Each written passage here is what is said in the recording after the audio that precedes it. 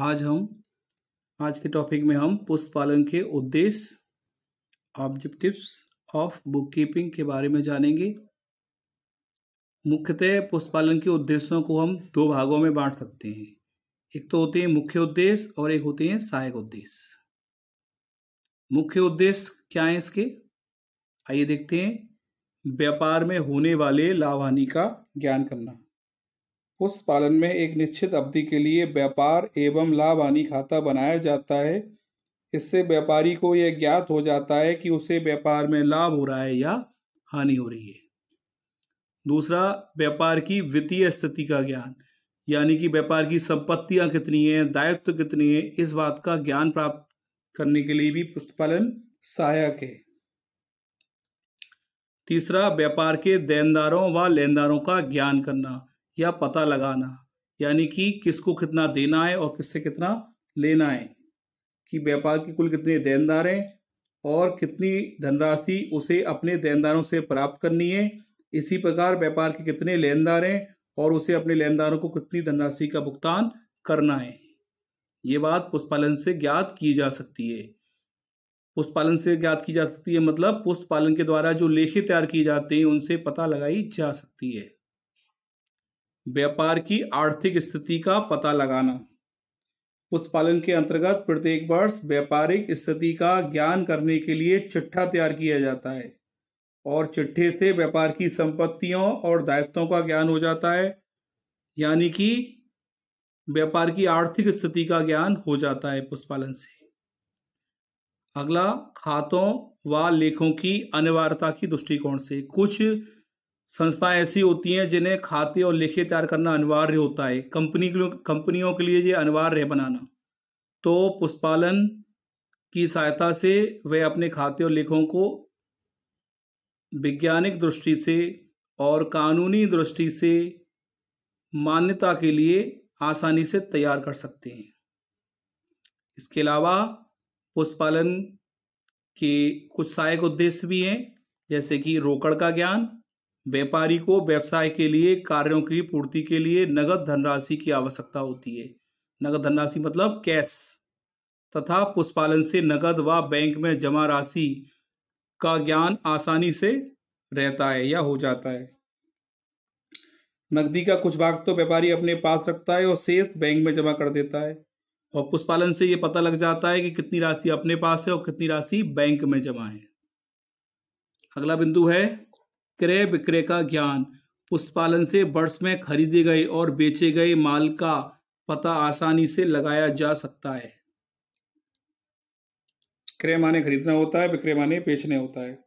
पुष्प पालन में क्रय बही और विक्रय बही तैयार की जाती है, जिससे व्यापारी को यह ज्ञान हो जाता है कि वर्ष में कितना माल उसके पास खरीदा गया है, कितना माल बेचा गया है, और वर्ष के अंत में उसके पास कितना माल स्टॉक के रूप में शेष बचा है।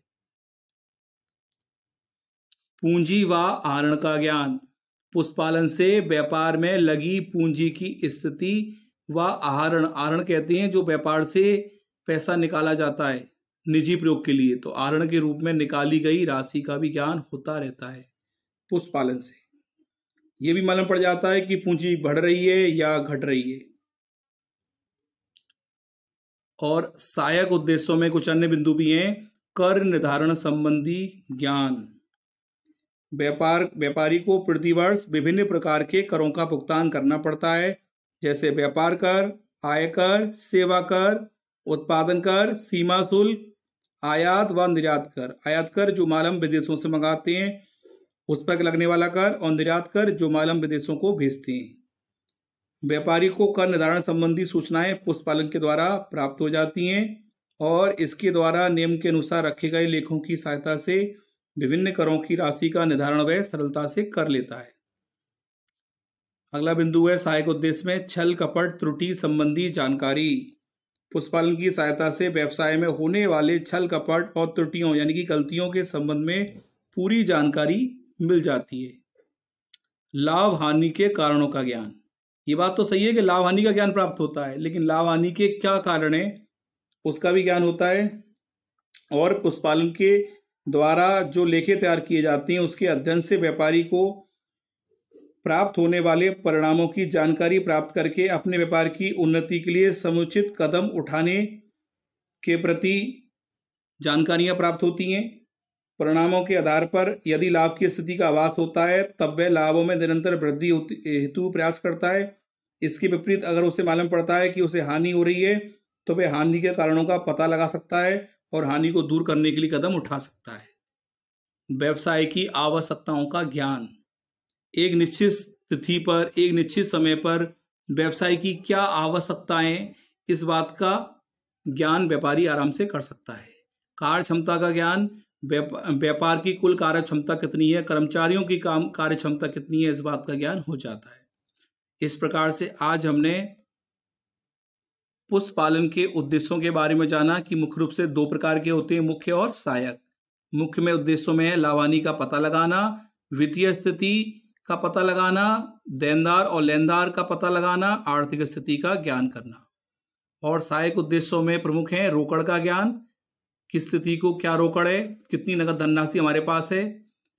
क्रय विक्रय का ज्ञान, यानी कि कुल कितना माल खरीदा गया है वर्ष में या कितना माल बेचा गया है, कितना माल बचा है। ऐसे ही पूंजी कितनी है और व्यापार से निजी प्रयोग के लिए जो पैसा निकाला जाता है यानी कि आहरण कितना हुआ है। अन्य बिंदुओं में कर निर्धारण के लिए, छल कपट का पता लगाने के लिए, लाभ हानि के कारणों का पता लगाने के लिए और निश्चित तिथि पर व्यवसाय की क्या आवश्यकताएं, व्यापार की क्या क्षमता है, कर्मचारियों की क्या कार्य क्षमता है, इस बात का ज्ञान करने के लिए पुष्पालन आवश्यक है। आप इस चैनल को सब्सक्राइब कर लीजिए जिससे आपको जो नए लेसन में बनाऊं वो आपको निरंतर मिलते रहें। Thank you.